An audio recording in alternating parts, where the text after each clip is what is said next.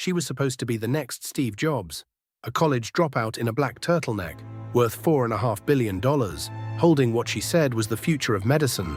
Not in a lab, not in a vial, in a single drop of blood. Presidents took her calls, magazines called her a genius. And then one reporter asked the only question that mattered. Does the machine actually work? It didn't. It never had. In our last case file, a company built on money that never existed. This one is stranger, because this fortune wasn't built on fake bank accounts. It was built on the blood of real sick people who trusted a machine that was lying to them. This is the story of Theranos, and the woman who turned a beautiful idea into one of the greatest deceptions in the history of Silicon Valley. To understand how it fell, you have to understand how high she climbed, and just how many of the most powerful people in America she pulled up there with her. It starts with a teenager and a fear of needles.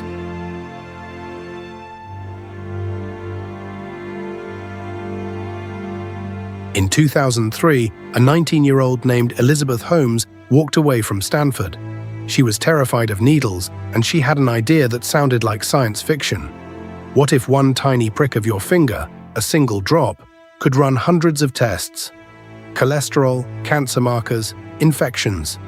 All of it instantly from a machine sitting in your local pharmacy. No giant needles, no waiting days for a lab to call you back. Healthcare in the palm of your hand. She filed her first patent before she was 20.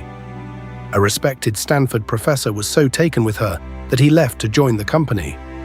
It was a genuinely beautiful idea, the kind that could save lives, and she believed it with everything she had.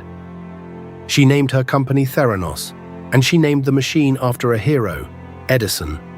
The thing that made her different wasn't a circuit board, it was her. The black turtleneck, just like Jobs. The unblinking stare. A voice dropped to a deep, deliberate baritone that made a room go quiet. She didn't pitch a blood test. She pitched a world without sickness, without fear, a daughter who'd never lose a parent to a disease caught too late. And in Silicon Valley, where the gospel is fake it till you make it, a founder who could make you believe was worth more than one who could actually build. She raised her first millions on little more than a prototype and a promise. The machine barely worked, but the story was flawless, and she could make anyone believe it.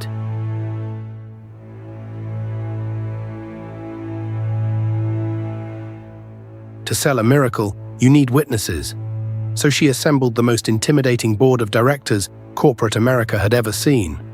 A former Secretary of State, then another former Secretary of State, a retired four-star general who would go on to run the Pentagon, senators, admirals, the architects of American foreign policy.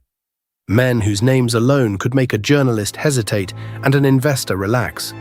When you walked into that room, you didn't audit the science. You felt lucky to be there. There was just one strange thing about a board for a company that wanted to test your blood.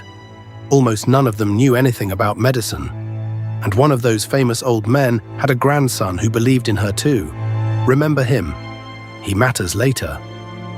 The believers came with checkbooks. A media titan wrote a personal check for $125 million. The richest families in America poured in their fortunes.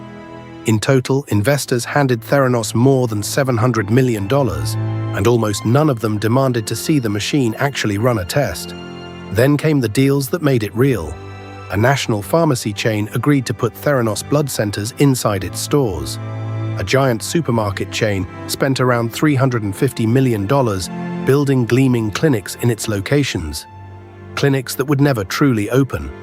Everyone was terrified of the same thing, missing the next Apple, and so this stopped being a pitch. Real patients, sick people, pregnant women, the frightened and the hopeful, were about to roll up their sleeves and hand over their blood.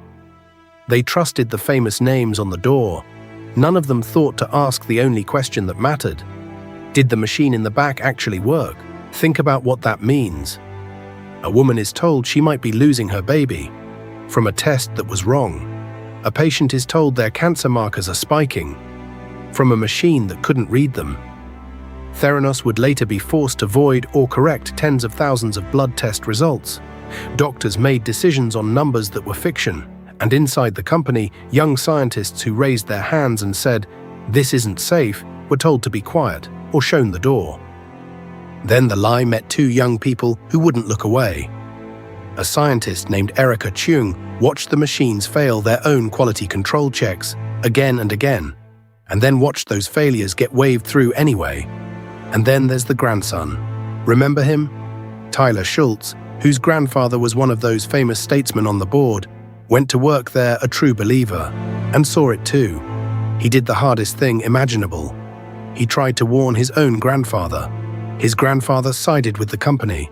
Theranos unleashed its lawyers, hired private investigators to follow them, and buried these kids in legal threats that nearly bankrupted their families.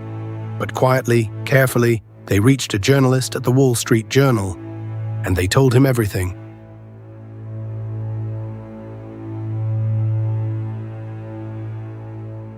In October 2015, the article landed like a bomb. The most celebrated startup in the country, it said, was running its tests on someone else's machines and might be putting patients at risk. Holmes went on television and called it the work of confused, jealous people.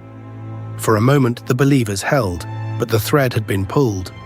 Regulators walked into the labs and found them so dangerous they banned her from the blood testing business. The partners fled. The valuation began to fall, $9 billion, evaporating in real time. By 2018, Theranos was gone, dissolved. The $4.5 billion fortune, on paper, one of the great self-made fortunes in America, and for a moment the world's youngest self-made female billionaire, was worth exactly nothing. And then came the reckoning. Elizabeth Holmes was charged with fraud, not for failing. Silicon Valley forgives failure. It's practically a religion. She was charged for lying, for knowing the machine didn't work and taking the money and the blood anyway. The trial gripped the country. Her defense argued she truly believed that she'd been controlled by the man beside her. The jury didn't buy it. In January 2022, they found her guilty on 4 counts. She was sentenced to more than 11 years in federal prison. Her partner and second-in-command was convicted too and sent away for even longer. From prison, Holmes has asked to be set free early. That request is still unanswered. But here is the lesson of the Theranos file. This fraud didn't survive because it was clever. It survived because the story was beautiful, and everyone wanted it to be true. The investors wanted the returns. The press wanted a hero.